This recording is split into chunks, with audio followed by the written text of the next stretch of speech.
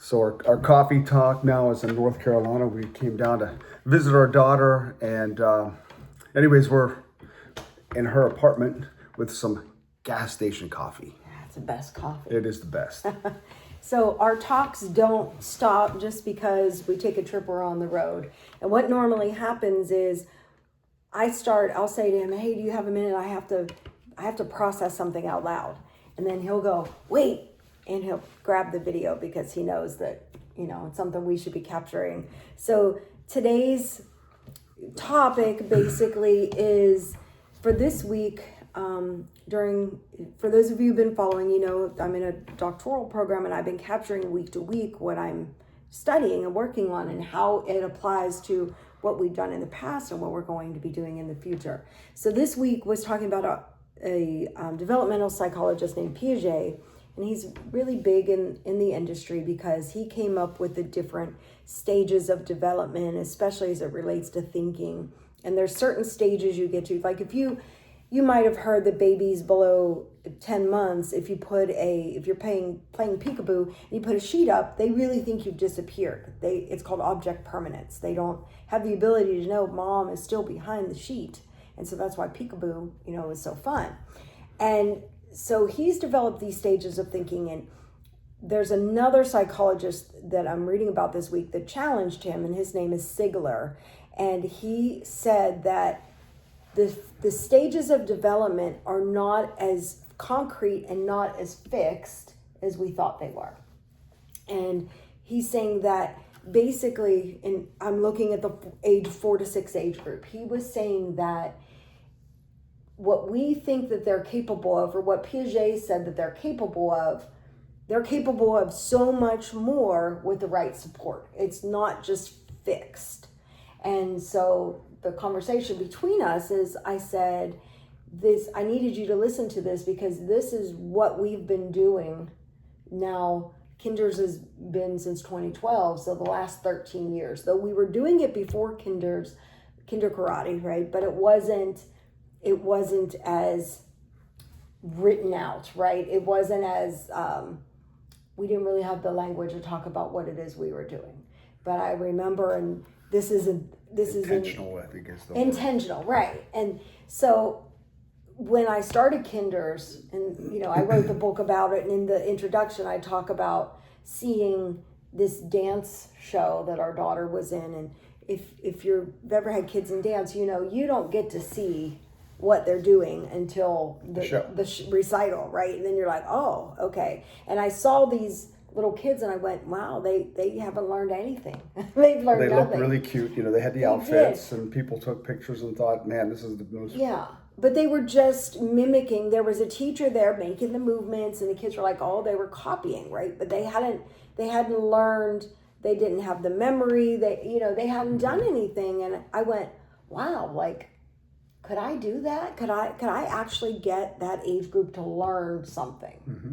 And that's where everything began, right? So it was the challenging of the thinking, and in the martial arts industry at the time, it was like, no, lower than 7, can't take them because they'll screw everything up. Mm-hmm. Like they will take me off my mojo as a teacher. I can't deal with that. So, but I knew if they were given the right environment, the right instruction, especially for their development, mm-hmm. I knew we could do more. And so that's what we've been doing for the last 12 years.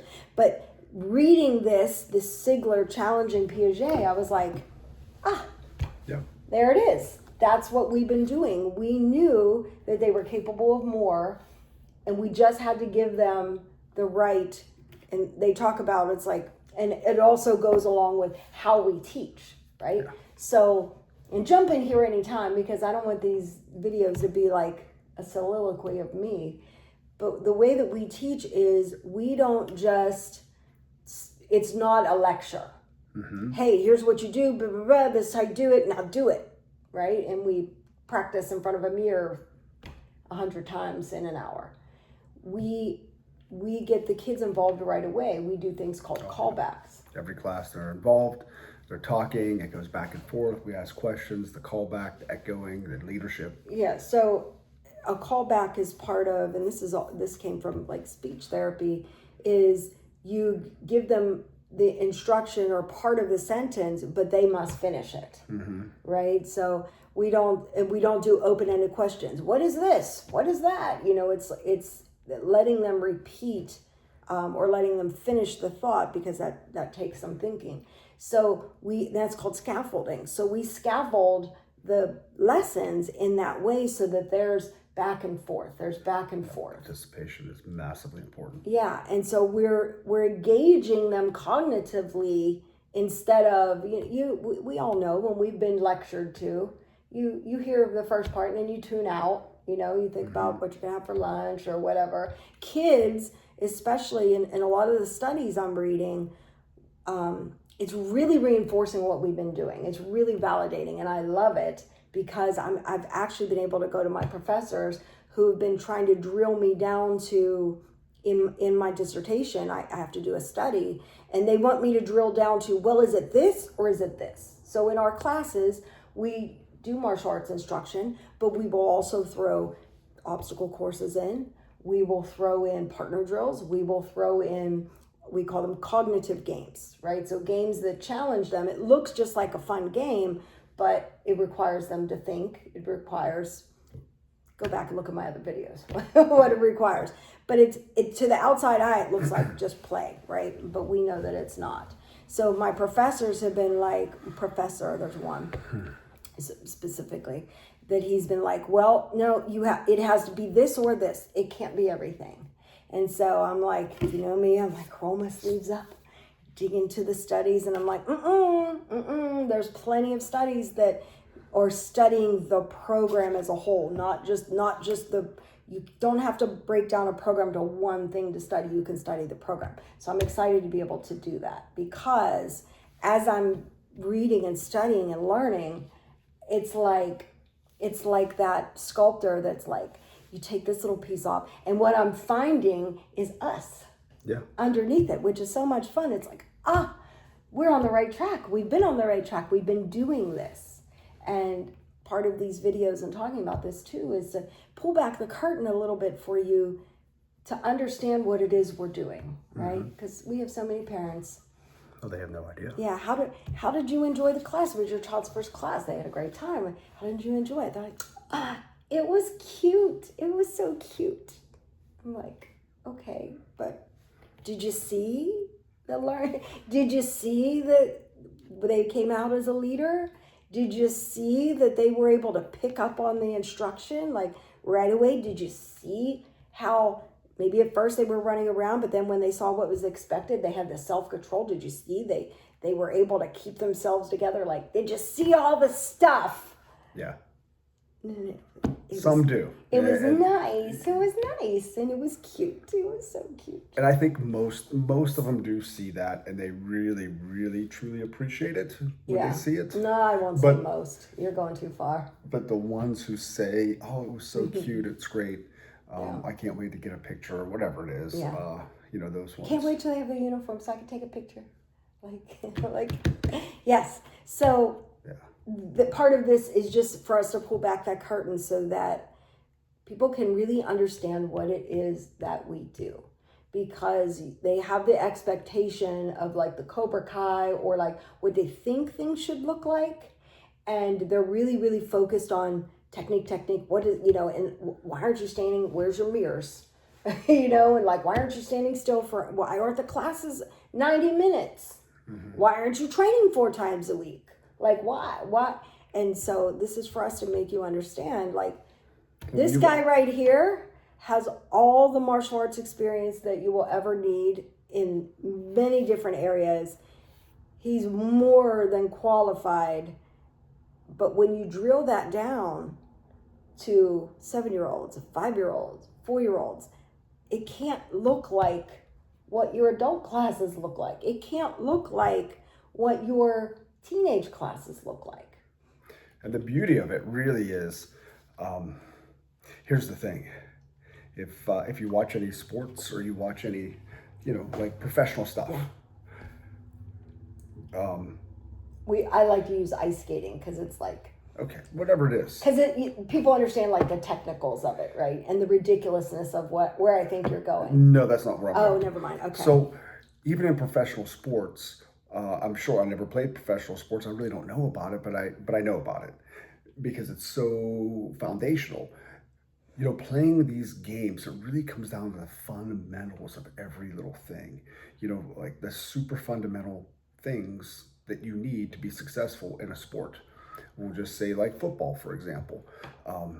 I'm sure through the NFL training, they just really break down the fundamentals and be really, really good at the fundamentals, right? The big play, the big splash play, whatever you call it, rarely happens. It's these short plays that just achieve that small goal that they need. So even in the martial arts, some people want the big, flashy, crazy, like really advanced looking things. But what truly, truly works, whether it's sparring or self-defense, is the most simplest thing, the most basic thing. So as we break it down, and I've reverse engineered everything that I teach, I have my adult program and then I have my teen program, which looks very, very similar, except I eliminate a few things just because. And then I keep breaking it down and distilling it down to the most basic. So me and every instructor I have that teach that, boy, in the beginning of the day, we're really going over the most basic, most basic, and then a little bit more advanced, and then a little bit more. And then by the time you get to your adult class, it's like, man, we've been practicing these basics now for a few hours teaching the kids. So your instructors are getting so good because they're getting the basics over and over and over from the kids' class. Yeah. But I have a really good analogy. We love our analogies. Parents sometimes come in wanting the touchdown play, when really they just need that extra yard to get the next first down, right? Because life is just a series. If you could just get the next first down, you're eventually going to get the touchdown. Yep. But parents come in like, why aren't you teaching them to do the Lynn Swan leap to get the touchdown? And it's like, if you're not from Pittsburgh, Lynn Swan is, so I just showed my area, I showed my location, and I showed my freaking age. Oh yeah, they know how old you are and where you're from. Right, exactly. If you want your child to be successful in the best way, and at the same time have your child enjoy what they're doing, then what we do, that's the way, right? And I wish parents understood that more and stuck with it more, because we're being more with parents now, like, listen, 2 years is a minimum that you should give it a try, right? We'll give it a try. 2 months and they're gone. And it's like, if you want to see change, real change, developmentally, every 3 months is a big milestone. The younger they are, every 3 months, right? You can have a different kid in 6 months. But to really see a change that takes hold and takes root, and this is a word, generalizes outside of our classes, because that is the $1 million question. I'm working on a program that is a resource for physical therapists, occupational therapists, speech therapists, so that the kids from their therapy can practice those skills, because their biggest pain point, and they don't even know each other, that I interviewed, said skills don't generalize outside of the one-on-one therapy session. And for everyday speak, that means because the kids don't have any practice, they're not practicing the skills outside of the session, they're not taking root, right? They're not able to perform the skill in the school classroom like they are in a one-to-one, or at home like they are in a one-to-one. And so I'm working on a program that's going to be very intentional with allowing them to practice those skills. But outside of therapy, if you want these skills that you want us to teach your children to generalize, 2 years is a minimum of a commitment that you should be making to have that happen. Yeah. And then you'll be very happy.